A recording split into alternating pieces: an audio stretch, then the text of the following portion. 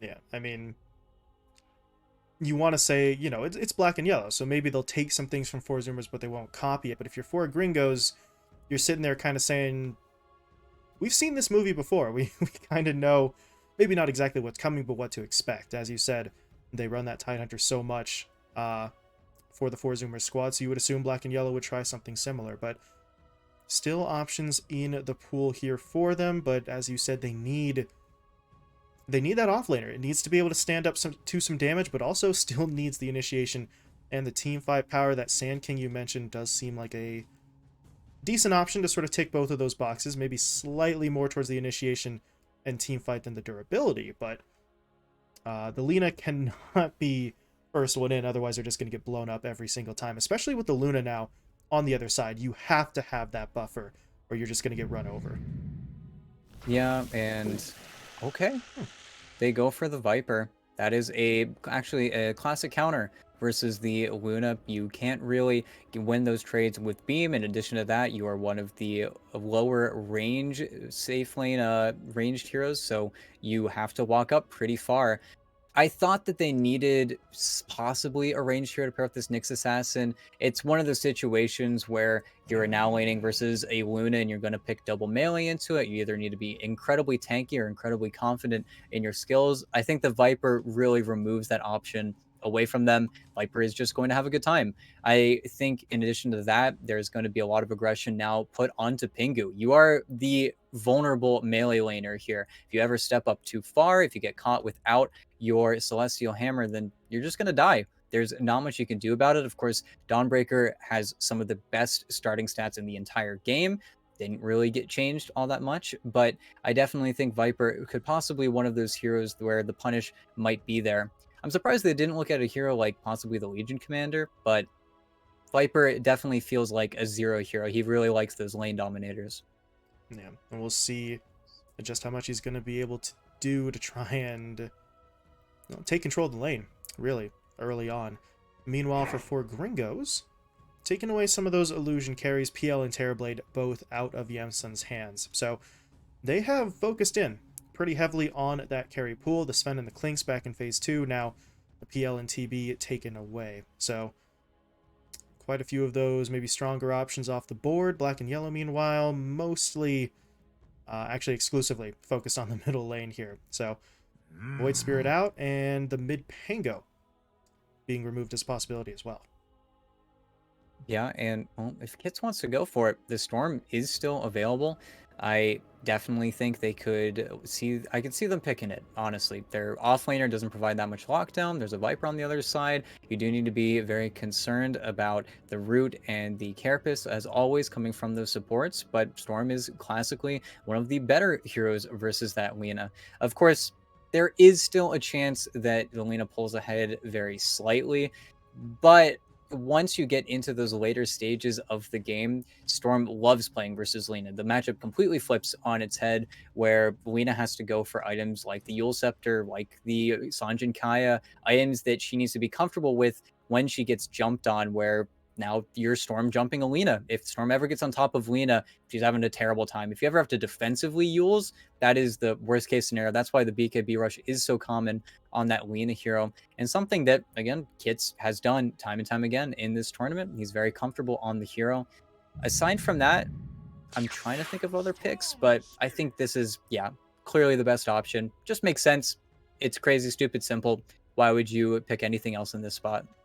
Yeah, I mean, it's just, what else would you really go for other than the Storm? It's just there and it's available, so Four Gringos will take it. Black and yellow, meanwhile, will still get that illusion carry that they sort of wanted, as Yamsun is going to be put on the Naga Siren. So you take away the TB, you take away the PL. Those were sort of two threats, but well, I don't know. This Naga Siren does not really get picked up quite as often as other heroes that she gets sort of lumped into the same group as, those sort of illusion-based carries, but Yamsun, I mean, if he finds the time, if he finds a space, the Naga Siren can do damage, and you do have that song to maybe catch Four Gringos out. If they get caught right in the middle of that initiation, then maybe Yamsun could punish them for that and then set up for a team fight.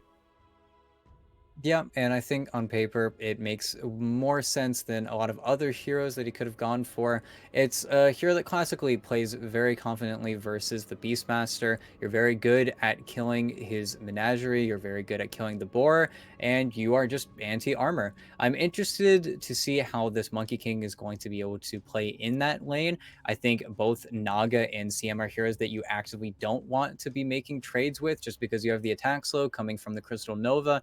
In addition to that, you have to start on the right Naga. If Yamsun is running at you with even level 2, that Riptide definitely makes it more difficult to play in those creep waves. You're just getting hit up with -3 armor and not much you could do. Now also getting a recent buff in 730, so her Riptide does slightly more damage once you get a little bit later on in the game. I think the big reason they shifted towards that pick, though, was primarily because of the Storm Spirit. Want a little bit of lockdown coming from their safe laner, and I don't think they could pick a hero like the Troll Warlord in this instance. Yeah, maybe not quite as reliable in terms of getting that lockdown if you pick something like the Troll. So, well, the Naga Siren gets picked up. We do load in, and we immediately have a pause. Flashbacks to that last series. Hopefully, we never have to deal with that, or at least, throughout the rest of the event for sure. But we do have the Storm Spirit dropping out, so we'll wait for him to get back in and get this game underway. For Gringos, well, how to describe this? I mean, technically speaking, there is maybe a little bit of momentum from that win, although it didn't really go the way that they wanted it to, getting basically a default win thanks to that bug. But you got points on the board, you got the draw, and they've got players on relatively sort of comfort picks here, especially kits on that Storm Spirit. So the circumstances were not ideal. There's no really getting around that, but we'll see if Four Gringos can take anything from that Game 2 victory, abrupt as it was, and try to swing it into this series.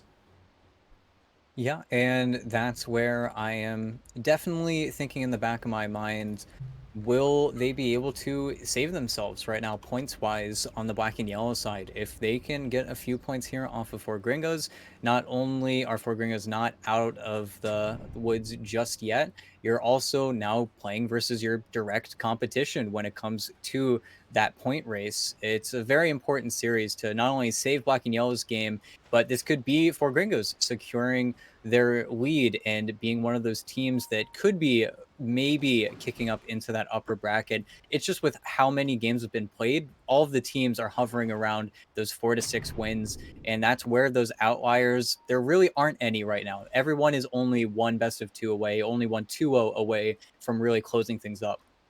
And, well, while we sort of watch the teams dance around each other a little bit here, that is maybe sort of the beauty of the 2-game series. I know a lot of people don't find it the best in the world compared to something like a best of 3, but 2-game series puts so much emphasis now. If you take a 2-0 sweep as opposed to a draw, it's not just the points. That sweep could very well be the tiebreaker for you. That head-to-head, I believe, is the first tiebreaker metric for this event. So every game sort of counts regardless of your position, but it takes on even more importance considering the fact that, as you said, we've got a logjam of 5 to 6 teams, maybe even more than that, who are all within a couple points of each other. So we'll see how this goes. Big opportunity for both sides in our second series of the day.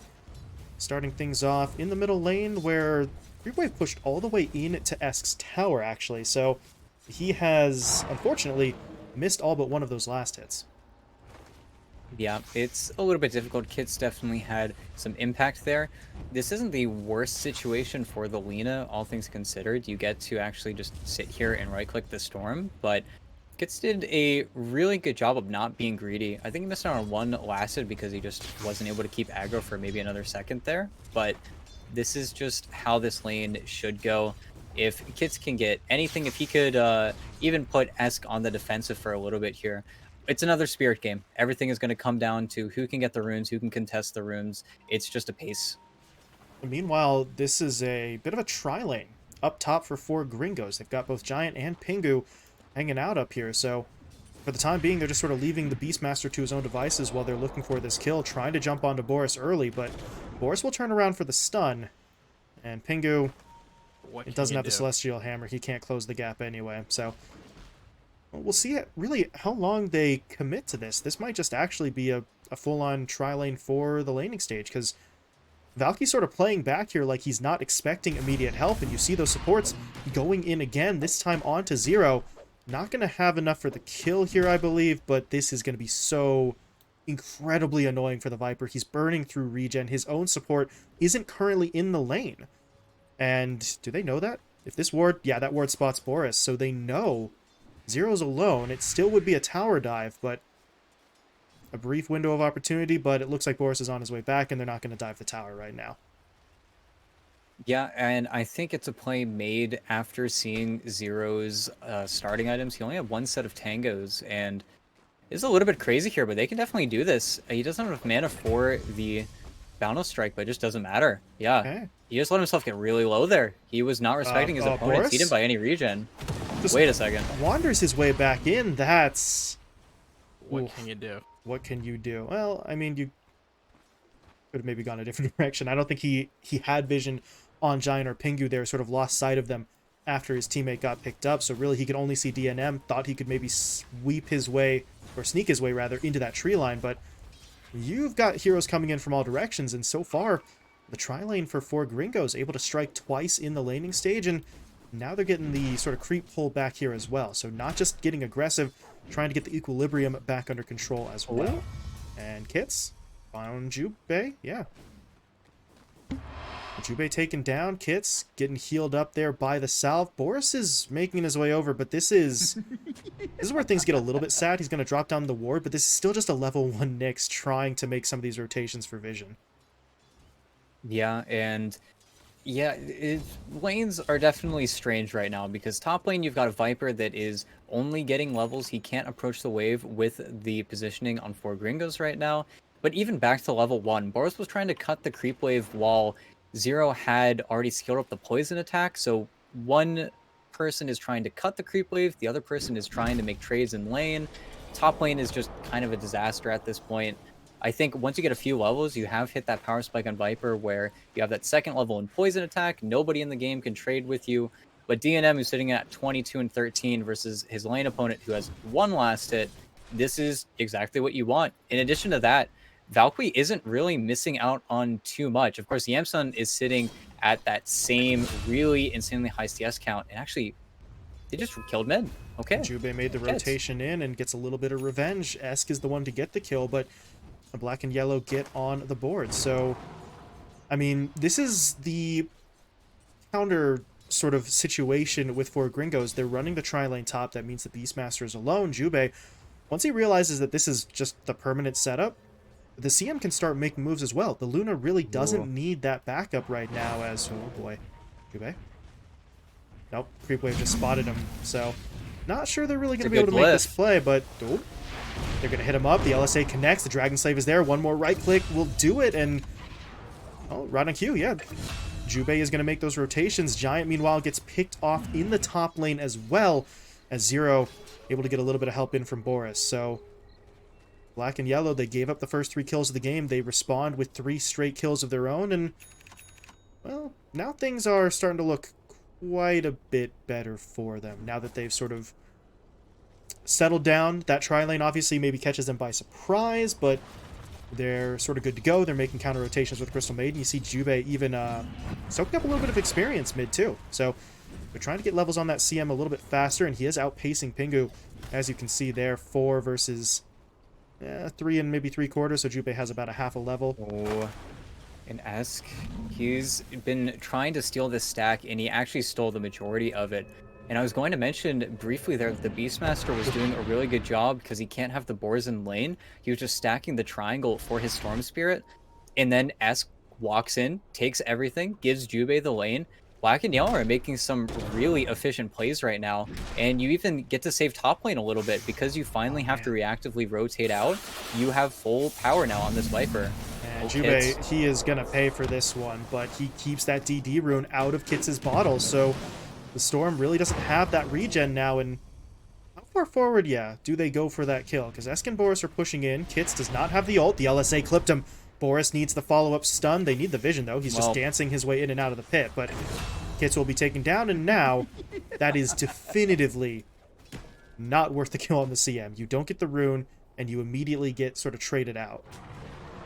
And that's, I feel like I've heard 3 deaths in 3 minutes before. Of course, that was Sumail Storm Spirit. So Kits really has to find his openings now. If you don't find your entrance back into this game, that is your 3rd death in a really short amount of time. You don't even have the level 6 yet. You've had so many heroes rotating in and out. You haven't been getting that much XP. And I think he's going to be able to chill for a little bit now, but it's just more gold and more time to your opponents who you had the leg up coming from that trial lane, but as soon as the top lane dissipates, now DNM is kind of forced to jungle that small camp. Even though his last hits are very impressive, some of those are coming from the small camp, where once it's a 1v1 versus the Viper, who has 3 points in that poison attack, you don't feel that comfortable laning versus it. You don't really skill up that many points in the beam. You want to go for this jungle build in the first place. So I feel like Black and Yellow are getting way more out of the lanes right now.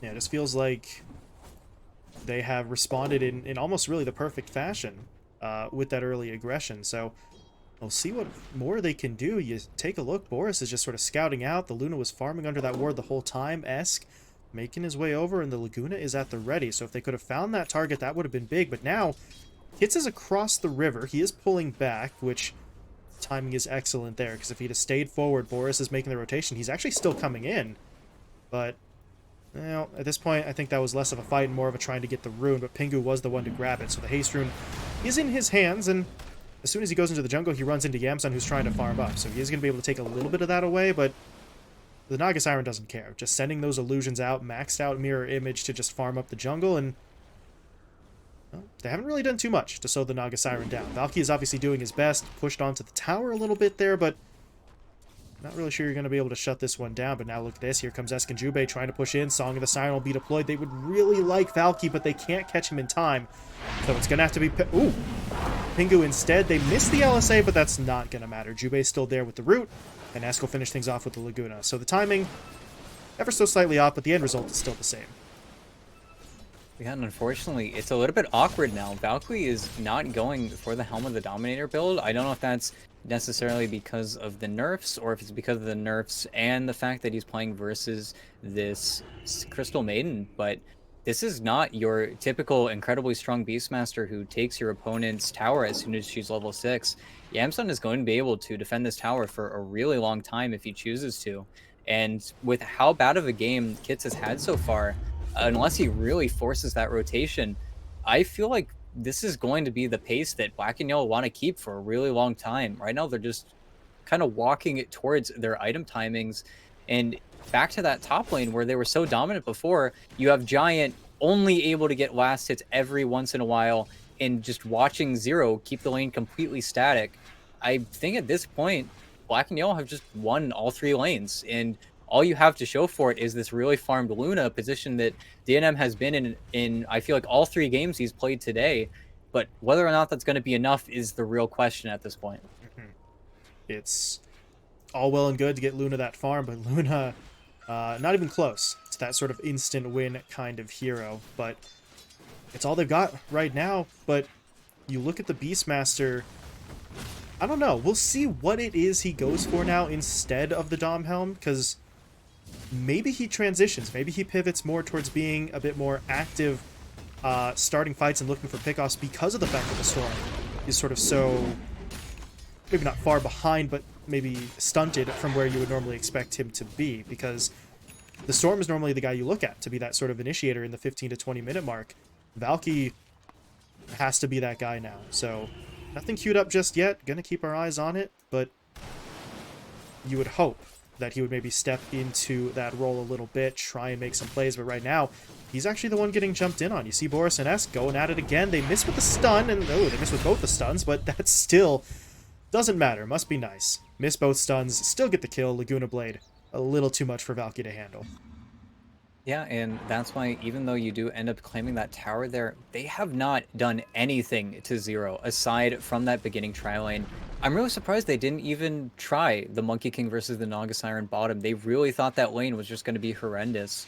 But at the same time, I'm sitting here looking at this Viper who is playing versus both Storm Spirit and Beastmaster, which are classic counters because you're a very, very slow Viper. and there's been no effort. There's been no play to be made, and maybe it's just because of how bad of a start Kits has gotten that they're giving all of this free space over to Black and Yellow. And I definitely think Black and Yellow will find themselves in a position where if they haven't won their lanes, they are going to feel very, very cramped. But if they can keep playing with this lead, there's no real reason for them to give it up aside from those rotations that Valkyrie will be making towards this mid lane. It just feels really stunted right now. I feel like Black and Yellow can just maintain this growth. And they are, well, presumably going to have to defend the middle tower as Boris is here. No one else is coming, and the NM's actually TP'd in. This is a big push from the 4 Gringos side, so Black and Yellow not really mounting any response just yet, although now we do see Esk and Jubei kind of making their way over. Zero has now TP'd in as well, so this could turn into a larger fight. Big fight. Oh, Boris. Ooh, jumped the gun a little bit there with the Carapace.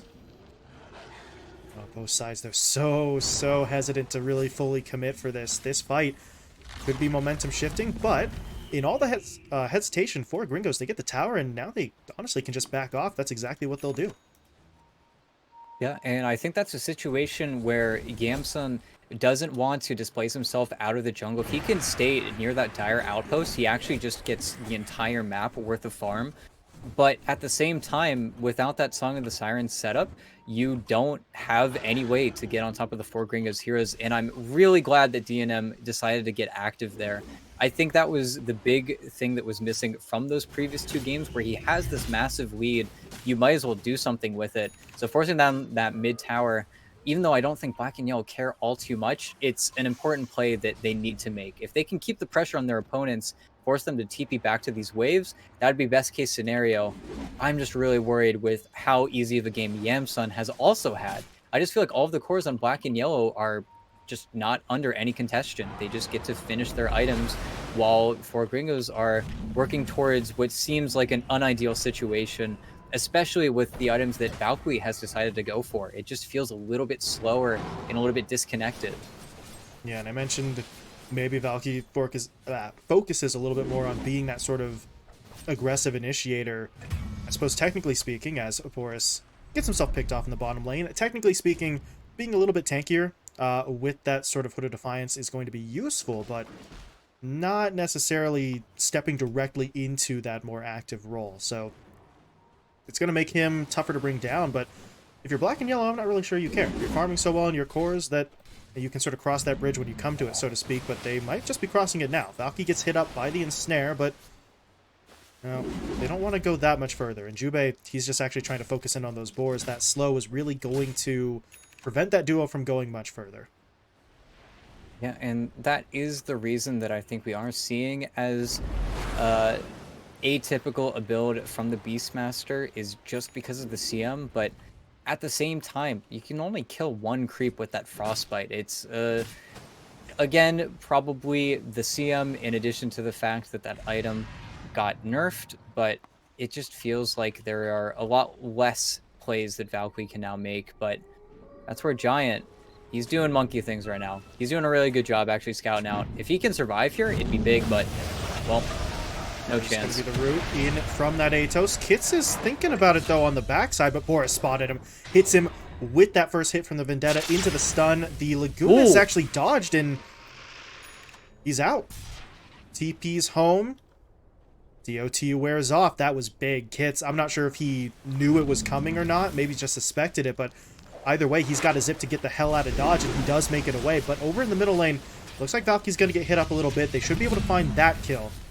But good on Kits to get away, because another death for the Storm Spirit would have just been, maybe not backbreaking, but so sort of demoralizing for 4 Gringos. So they get him out, but they do still suffer casualties elsewhere. And now that tier 1 tower is going to be falling as well. And that's where, will DNM have enough damage to deal with this Naga Siren? Esk finishes up the Yule Scepter as well. All of these plays are just being made with the catch items to see if, hey, Storm Spirit, we know that you don't have that much mana available to you yet. If we catch you off guard with our, honestly, not even fantastic lockdown, but it's just enough where Kits is off to such a bad start, he isn't able to get in and get out at this stage of the game. He can really only play on the edges of these fights.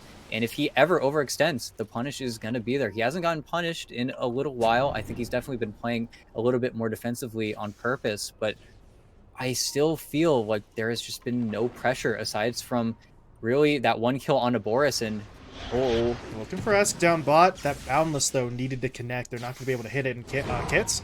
There's a lot of your mana being used. He's going to use that Tumbler's Toy just to try and create some separation. But Boris, look at him.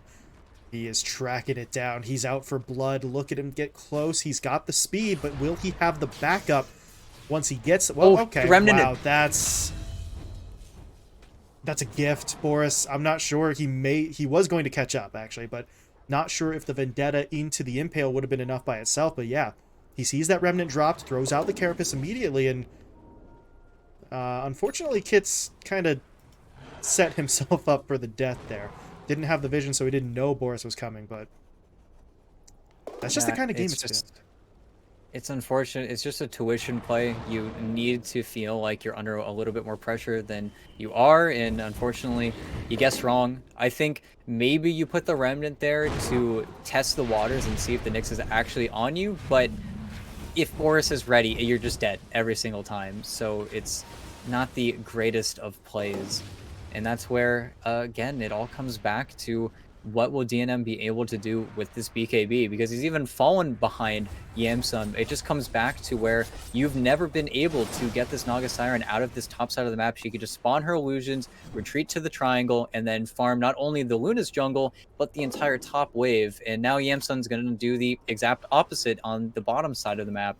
This is just a really terrible situation that they're finding themselves in. There's a full Orchid on this Naga Siren as well, and well, Valkyrie's getting hunted. Cue up the Jaws theme. Here we go. Can't actually do it because DMCA, but he's still going for the play, looking for Valky. They hit him up. And cancels it. Oh, well, wow. Okay. Not sure if it would have been enough to save anyway, but yeah. Pingu at that point, he would rather not get involved. He is still coming up from the north, though, as the Song from Yamsun is deployed. That prevents the Wukongs from coming in. DNM, though, with the BKB can still push forward, but Yamsun TP's out. They don't have the vision onto him. If he could have gotten the Lucent Beam, that would have been big. But now, there is actually still a fight going on. They've caught out the Storm. They weren't quite able to keep him stun locked, though, so Kits is able to jump away, but that means Giant, ouch, right in the line of fire there. He's going to be taken down instead. Boris and Zero still on the hunt, looking for DNM in the tree line. Do they go for DNM or Kits? Ask is looking for the latter, but not going to be able to get it. Now they spot the Luna, hitting him up with the Silence, with the Atos. Jubei even just dropping down the ult just to make sure the DNM was not getting away. And yeah, DNM dropping the laugh there, but you're laughing because if you're not laughing, you'd be crying. That is just an unfortunate play. BKB sort of revealed, doesn't really do them enough to matter, and it's just not going well for them. They lose a couple of heroes. Their tier 1 tower's taken. Pingu is hiding out. I don't think they actually saw him, though, so no one's going to come looking, but now there's not a lot that Dawnbreaker can do in this position outside of maybe try to cut a creep wave. Yeah, and Pingu has been getting a lot of net worth as well. This is not the farmed Monkey King who has one 3,000 gold item, whether or not that's the Mage Slayer or the Echo Saber, and then immediately goes for a Scotty or a BKB. It's a much slower Monkey King. I think they're trying to value that Aghanim Scepter on the Dawnbreaker as much as possible, while teams really don't understand or prepare for how good it is. But at the same time, you're definitely seeing the weaknesses right now. I think everyone on Fort Gringos, aside from DNM, just die a little bit too fast, so you're not really getting the heal coming out from the Dawnbreaker. And with how spread out Black and Yellow can be, you're not really getting the stun either. And I think that's where you're getting your lineup pulled apart just a little bit more. Giant as well hasn't been able to set up on very many kills. It's just been Boris, who was a first phase Nyx assassin, is getting away with pretty much everything. He is just able to make so much space for his teammates, while for Gringos, it doesn't feel like they're playing versus a Nyx assassin right now. They're not really placing as much infrastructure as they can. You see Pingu's trying to make a safe haven in the bottom lane with his sentries, but it just feels like they're playing a little bit too far behind the 8-ball, and you're just giving so much time to both of the cores, really all three of the cores on Black and Yellow. I think all of them, aside from the Viper, are still deathless at this point. They are looking insanely good right now in terms of that efficiency, but Here's the play from Four Gringos. Going to try to break up that tempo a little bit. 4-man smoke into the west side jungle. What can they get? Right now, looking like not a lot. They're going to try to catch up to 0. They do get him with the Boundless, though. Good play there. Zip in from Kits.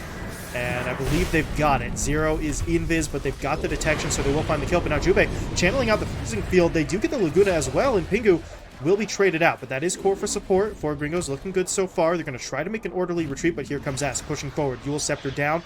Going to be able to catch Valky, and he is absolutely not getting away. The rest of the lineup will sort of leave that one behind to continue chasing, but not really sure there's much else for them to find. But even so, Esk picks up the double in that fight. He is 9-0. That is a godlike Lina at the 22-minute mark. And if you're Four Gringos, it was good to get the kill onto 0, but they couldn't make the clean getaway, and now they're losing control of the Roche pit. Yeah, and of course, first Roche mattering less than it's ever mattered in all of Dota, but it is still free.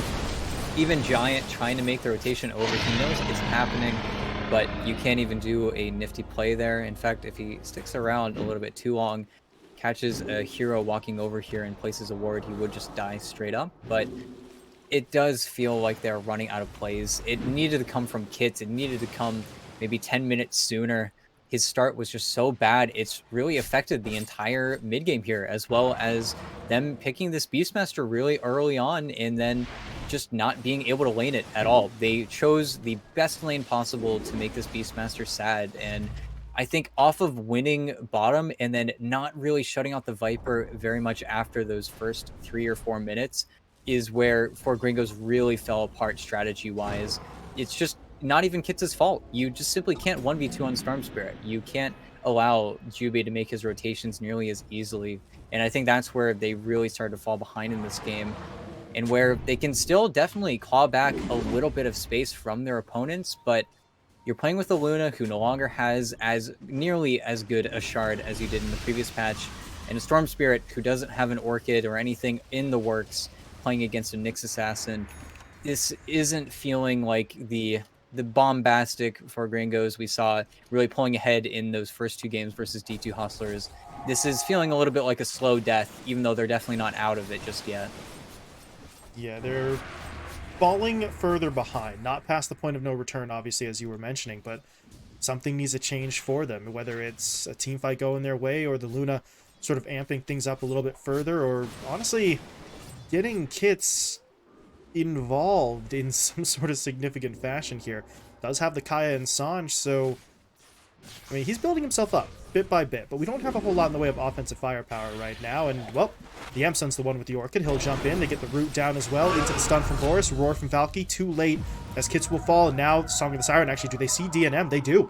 They know that they've got the Luna or Valky. It looks like they're going to take the Beastmaster kill instead, as DNM, yeah, had the BKB. So he'll pop the BKB and TP out. Valky, though, obviously not nearly as fortunate there, as he will be picked off. Esk now beyond godlike at 10-0, and just really straightforward there. They get 2 caught in the song. They pick their target well, and there's just not a whole lot for Four Gringos to work with right now. They're down 16-6. Yamsun's trying to cut through those trees just in case he could catch the right one. And Giant just has to try and get back as best as he can, but there's the duels. Esk has caught him. LSA comes out, tried for the mischief dodge, but that's not going to work. The ensnare now comes through from Yamsun, and they will find themselves another pickoff. It's a kill to the Naga Siren, and now that leads them directly into the push mid.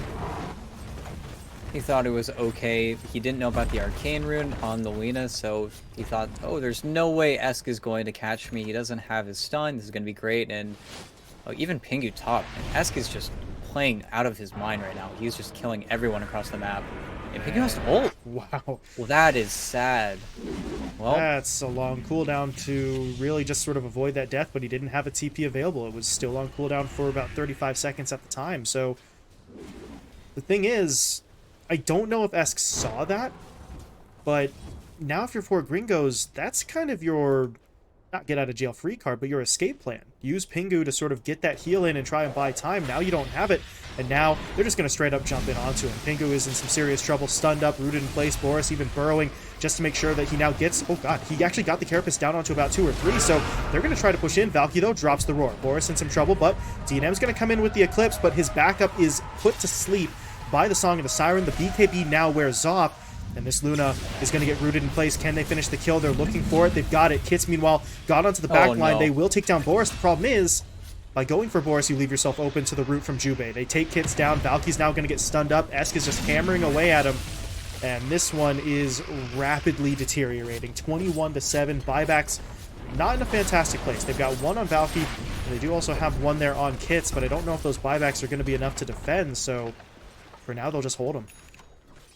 Yeah, and of course, you can't reiterate enough, the game isn't necessarily over, but it feels pretty over. I think your draft was not as clear and cut as the previous two ones. Just go next. I think they're going to have maybe one or two more defenses. There is going to be the Aegis expiring in 15 seconds on that Naga Siren, but your opponents played a little bit too well here.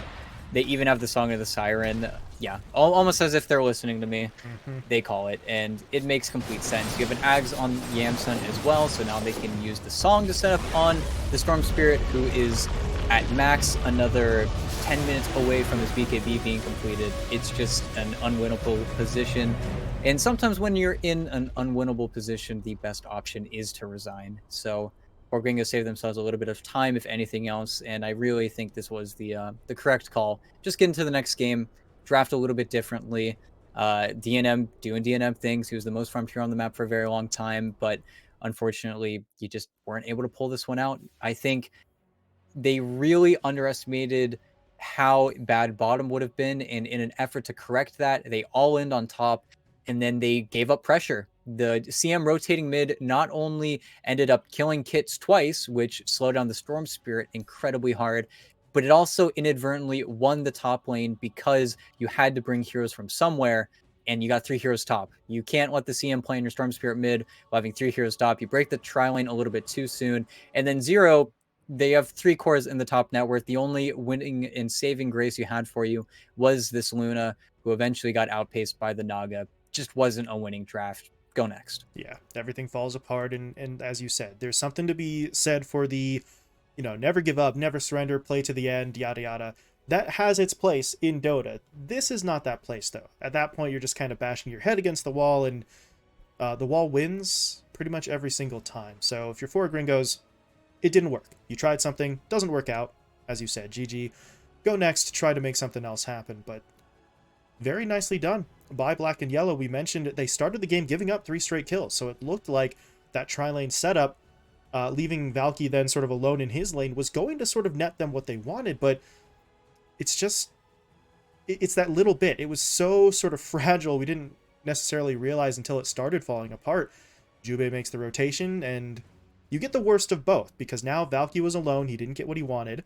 You end up taking pressure mid, and then you have to break up the tri-lane, as you mentioned, to then try and save your mid laner. So you suddenly lose all 3 lanes in the course of a couple of minutes just because the CM decided to rotate mid. So precarious, the position there for 4 Gringos, and unfortunately, if something like that falls apart, this is the result. They just get massively blown out, and they drop the first game. Yeah, and I think don't let it bother you too much. Don't let anything that's happened today bother you too much on the For Gringos side. Again, you've got a little bit of a buffer to work with, but definitely Black and Yellow proved they've got, if anything, in this tournament, the experience. They've got a lot of vets on their team, and I think as clean as this victory was, that's definitely something that showed this time around. Just the experience definitely proved that they could take a winning advantage and then never give you an opening, especially Esk. I mean, the man just played out of his mind. 10-0-6. It speaks for itself. It was beyond godlike at like 20 minutes. What can you do against a Lina of that sort of power level? But Gringos are going to have to do something in this second match. They've got one more opportunity today. They split the first series, and they've now dropped the first match in this one. So we'll see if they can get that win, make it back-to-back draws, or if Black and Yellow are going to be able to pull away a bit with the 2-0 sweep. If they play like they did in Game 1, well, the 2-0 sweep does look pretty good for them, but we will have to wait to find out. We're going to hop into a bit of a break, but when we return, it'll be Game 2 between Black and Yellow and 4 Gringos. So stick around. We'll see you in a little bit.